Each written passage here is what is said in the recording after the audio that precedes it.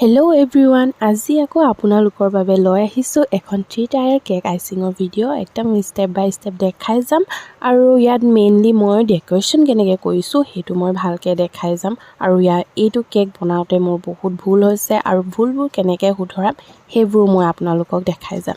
প্ৰথমতে মই কেকটো ক্ৰাম কোটিং কৰি লওঁ আৰু ক্ৰাম কোটিং কেনেকৈ কৰা হয় এইটো মই ইয়াৰ আগৰ ভিডিঅ'টো মই দেখাইছো, তাত ডিটেইলছত ভালকৈ বুজাই দিয়া হৈছিলে আৰু মই সেইটো ভিডিঅ'ৰ লিংকটো ডেছক্ৰিপশ্যনত দি দিম, আপোনালোকে এবাৰ গৈ চাই ল'ব।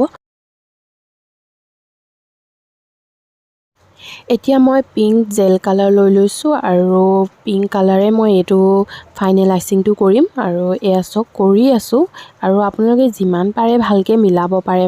ফিনিচিং মোৰো ভাল নহয় ইমানকৈ, যিমান পাৰোঁ মই ফিনিচিং দিবলৈ চেষ্টা কৰোঁ আৰু এই কেকটো মোৰ চিনাকি দাদা এজনে দিছিলে। এই কেকৰ ডিজাইনটো মোৰ ফালৰ পৰাই দিছোঁ বুলি ক'ব পাৰি, কাৰণ ইয়াৰ আগতো মানে মোৰ এনেকুৱা টাইপৰে কেক এটা মই আগত অৰ্ডাৰ লৈছিলোঁ, তো সেই ডিজাইনটোৱে দেখাই দাদাজনে এনেকুৱাই তুমি বনাই দিয়া আৰু তোমাৰ ফালৰ পৰা যেনেকৈ বিচাৰা তেনেকৈ বনাই দিয়া বুলি কৈছিলে। তো সম্পূৰ্ণ মোৰ ওপৰতে আছিলে মই কেনেকৈ ডিজাইন দিওঁ, তো মই এনেকৈ ডিজাইনটো দি দিছোঁ যিমান পাৰোঁ, মানে নতুনকৈ কিবা এটা ট্ৰাই কৰিছোঁ ডিজাইনবোৰ আৰু মই প্ৰত্যেকবাৰেই নতুন কিবা কিবি ডিজাইনবোৰ চাই থাকোঁ যিমান দিব পাৰোঁ ভালকৈ।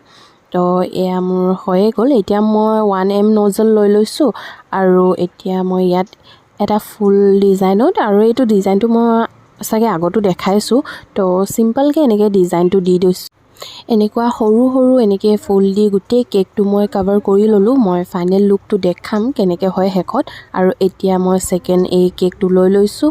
ইয়াতো মই এইটো ক্ৰাম কোটিং কৰি থৈছিলোঁ, এতিয়া ফাইনেল আইচিং কৰিম আৰু এয়া মই যিমান পাৰোঁ মিলাই আছোঁ আৰু যিহে গৰম পৰিছে ক্ৰীমটো পূৰা গলি গৈছে, মই আৰু যিমান পাৰোঁ সেনেকৈ কৰি গৈ আছোঁ। আৰু আজি এই কেকটো বনাওঁতে মোৰ বহুত বেছি সময় লাগি গ'ল, কিয় লাগি গ'ল মই দেখাই আছোঁ। এতিয়া ইমানটোলৈকেতো ঠিকেই আছিলে, কামবোৰ ঠিকেই হৈ আছিলে।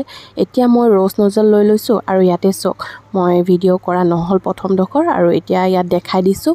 এয়া পিংক কালাৰ আৰু হোৱাইট ক্ৰীমটো মই অলপ মিক্স কৰি এনেকৈ হোৱাইট পিংক মানে পাতল ৰঙত এনেকৈ দি দিছোঁ মই। এয়া ডিজাইনটো এনেকৈ চিম্পলকৈ দি যাব, পাছত শেষত ডিজাইনটো বিৰাট ধুনীয়াকৈ ওলায়। তো এয়া মই গোটেই ডিজাইনটো দি আছোঁ ধুনীয়াকৈ আৰু মাজে মাজে বাৰু অলপ বেকাতেৰা হৈছে, তথাপিও দি আছোঁ কাৰণ নতুনকৈ ট্ৰাই কৰিছোঁ, অলপ ভুল হৈ যায় মাজে মাজে। তো এতিয়া মই লিফ নজলেৰে এই ডিজাইনটো দি দিছোঁ গ্ৰীণ কালাৰৰ। তো গোটেই ডিজাইনটো দিলোঁ অলপ আৰু ক্ৰীমটো চক ইয়াতে গোটেই ফাটি যোৱা নিচিনা হৈছে অলপ। তো ডিজাইনটো একেবাৰে ভাল লগা নাই, আকৌ এই ডিজাইনটো গোটেইটো মই আকৌ উলিয়াবলগীয়া হ'ল। কেনেকৈ হৈ আছে চক, এয়া উলিয়াই দিছোঁ মই গোটেইটো, একদম ভাল লগা নাই ডিজাইনটো, কিবা বেয়া দেখিছে। ৰয়েল ব্লু কালাৰ লৈ লৈছোঁ আৰু ষ্টাৰ নজল এখন লৈ লৈছোঁ, সেইটোৰে মই এতিয়া এনেকৈ ৰজেট ডিজাইনত ডিজাইন দি দিছোঁ আৰু মোক লাগিছিলে যে অলপ ভাল হ'ব, এইটো মই উলিয়াই দিলোঁ।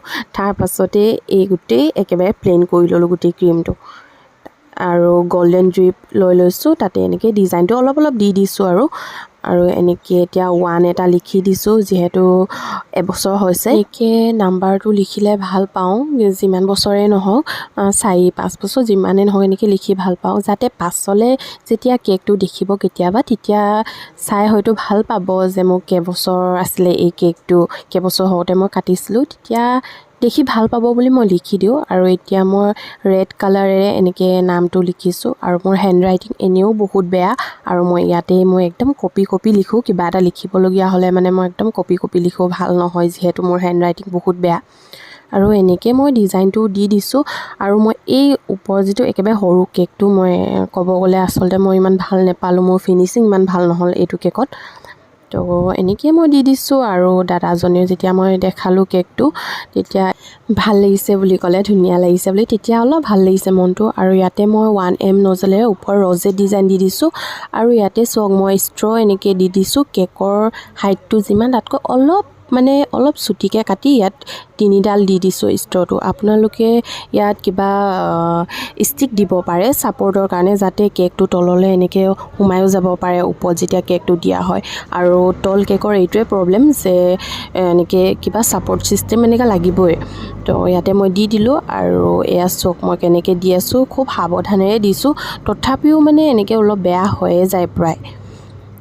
এয়া চাওক কেনেকৈ লাগিছে চাওক ডিজাইনটো মই এতিয়া ইয়ালৈকে মই ধুনীয়া দেখি পাইছোঁ ইয়াতে চাওক এয়া পূৰা মানে গোটেই কেকটো ওলাই গৈছে বেয়া দেখিছে আৰু এইডোখৰ কেনেকৈ মই ঠিক কৰোঁ এইটো দেখাই আছোঁ তাৰ বাবে মই ষ্টাৰ নজল লৈ লৈছোঁ আৰু চিম্পল বগা ক্ৰীমেই তাত মই কালাৰ ইউজ কৰা নাই ইয়াতে চাওক ফুল এনেকৈ ডিজাইনটো দি দিছোঁ চিম্পলকৈ যাতে এই মানে যিটো ভুল হ'ল মোৰ সেইটো ঢাক খাই যাওক আৰু এতিয়া গমেই পোৱা নাই যে কিবা ভুল হৈছিলে লগতে গোল্ডেন ফ্লেক্স লৈ অলপ ডেকোৰেট কৰি ল'লোঁ আৰু কেকটো কেনেকৈ লাগিছে সকলোৱে জনাব আৰু কিবা শিকিব পাইছে নেকি কমেণ্ট কৰি মোক প্লিজ জনাব সকলোৱে